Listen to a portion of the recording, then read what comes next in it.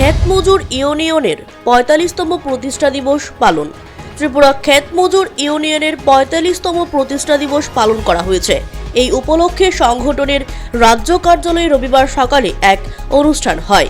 পতাকা উত্তোলন ও শহীদের বেদিতে পুষ্পার্ঘ অর্পণের মধ্যে দিয়ে অনুষ্ঠানের সূচনা করা হয়। এদিনের কর্মসূচিতে সংগঠনের নেতা কর্মীরা উপস্থিত ছিলেন। প্রসঙ্গত ১৯৮০ সালে উদয়পুর শহরে ১৯-২০ মে ২ দিনের সম্মেলনের মধ্যে ত্রিপুরা ক্ষেত মজুর ইউনিয়ন প্রতিষ্ঠিত হয়।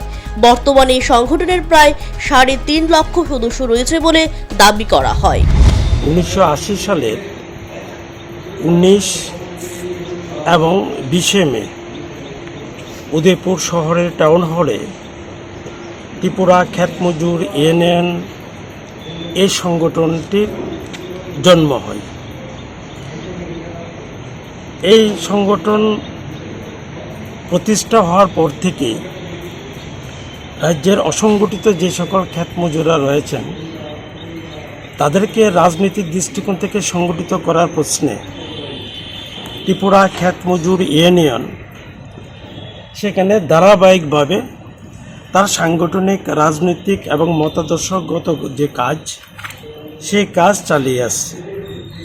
এই যে প্রথম সম্মেলন আমাদের হলো বা আত্মপ্রকাশ ঘটল আমাদের সংগঠনের উদয়পুর সম্মেলনের মধ্য দিয়ে, তার যে রাজ্য কমিটি গঠিত হয় ৩৭ জনের, তার সভাপতি নির্বাচিত হন দশরথ দেব আর সম্পাদক নির্বাচিত হন সম্মেলন থেকে সমর চৌধুরী।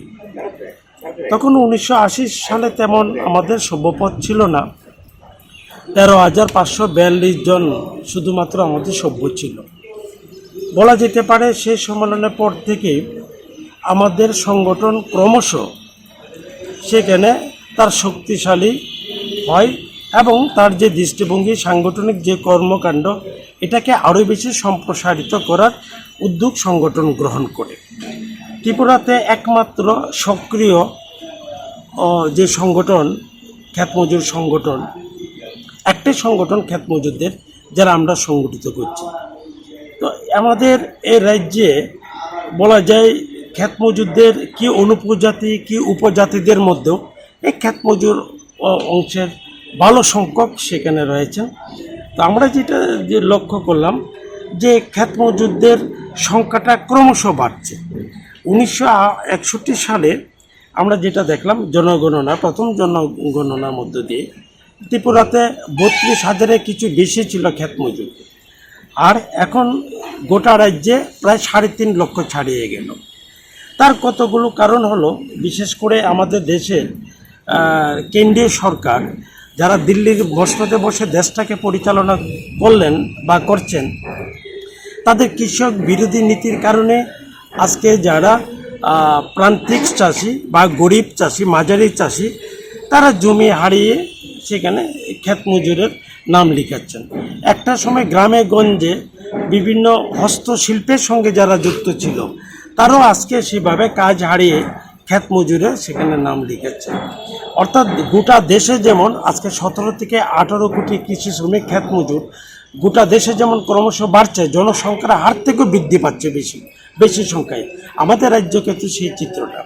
কিন্তু আমরা যেটা দেখছি আমাদের দেশের কেন্দ্রীয় সরকার, রাজ্য সরকার, তারা কৃষকদের স্বার্থের কথা বলছেন, কিন্তু বাস্তবে যেটা লক্ষ্য করা যাচ্ছে যে এগ্রি সেক্টরকে শক্তিশালী করার প্রশ্নে কোনো সরকারই সেই ধরনের সদর্থক ভূমিকা তারা পালন করেনি।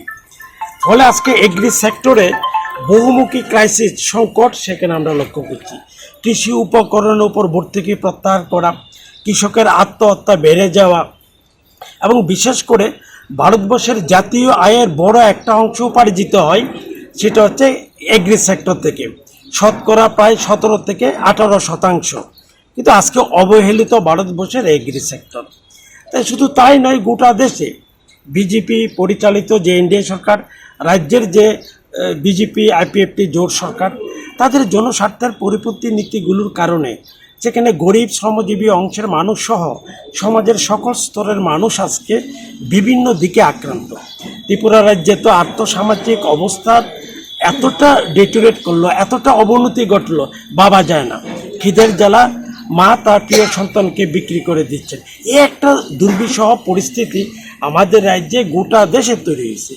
উপরন্তু যেটা আমরা দেখছি সেটা হচ্ছে ধর্মের ভিত্তিতে, সম্প্রদায়ের ভিত্তিতে মানুষকে বিভাজন করো এবং রাজনৈতিক স্বার্থটাকে চরিতার্থ করো।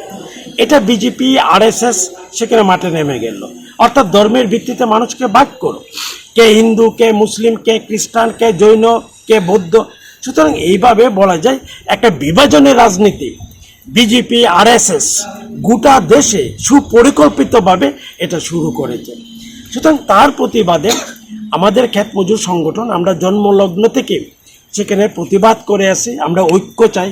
আর বিশেষ করে ক্ষেত মজুরদের তিনটি যে প্রধান সমস্যা, কাজ, মজুরি, ভূমি বন্টন, এই বিষয়গুলো নিয়ে গোটা দেশে আমরা বিভিন্ন পরিসরে সেখানে লড়াই সংগ্রাম সংগঠিত করে আসছি। আজকে প্রতিষ্ঠা দিবসে আমাদের এটি শপথ হবে, ভারতবর্ষের যে অসংগঠিত যে সকল কৃষি শ্রমিক তাদেরকে সংগঠিত করা, রাজনৈতিক এবং মতাদর্শগত দিক থেকে, সাংগঠনিক দিক থেকে, এবং কেন্দ্রীয় সরকার এবং রাজ্য সরকারের জনস্বার্থের পরিপন্থী যে নীতি তারা গ্রহণ করে চলেছেন তার বিরুদ্ধে মানুষকে লড়াই সংগ্রামে আরও ব্যাপক সংখ্যায় সেখানে তাদেরকে সামিল করা। এই কাজটুকু আমাদের অবশ্যই গ্রহণ করতে হবে। সেই দায়িত্ব ত্রিপুরা ক্ষেত মজুর ইউনিয়ন আমরা পালন করব। সেই জন্য আমরা সমাজের সকল স্তরের মানুষের কাছে সেই আবেদনটুকু রাখতে চাই যে এই সময়ের মধ্যে দেশটাকে রক্ষা করা, দেশের সংবিধানকে রক্ষা করা, তার যেন তারা একটা বলিষ্ঠ ভূমিকা সেখানে গ্রহণ করে। Siri TV, channel for news and entertainment.